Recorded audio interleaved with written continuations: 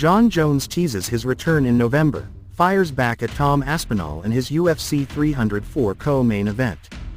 Jon Jones wasted no time firing back at Tom Aspinall over his claims that the reigning UFC heavyweight champion was holding up the division.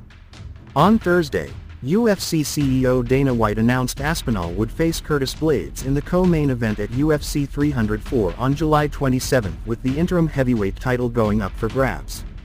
Aspinall posted a reaction video where he took a shot at Jones, who has been out ever since he suffered a torn pectoral muscle that prevented him from facing Stipe Miocic this past November.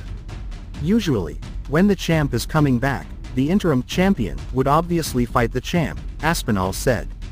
Jon Jones is holding shit up, let's be honest.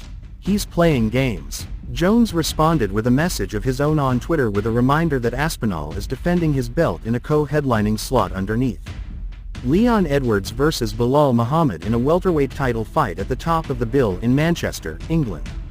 Of course, an undisputed title always trumps an interim belt, which is the same reason Aspinall fought in the co-main event against Sergey Pavlovich at UFC 295 as well.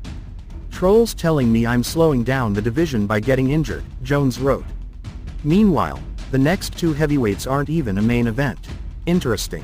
I'm on the right path. I got until November to remind the world.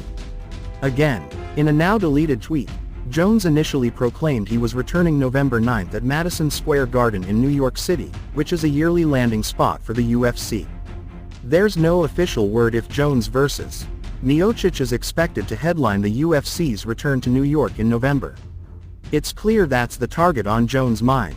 As far as Aspinall and Blaydes go, Jones basically told them to fight for the chance to face the real champion after he's done with Miocic later this year.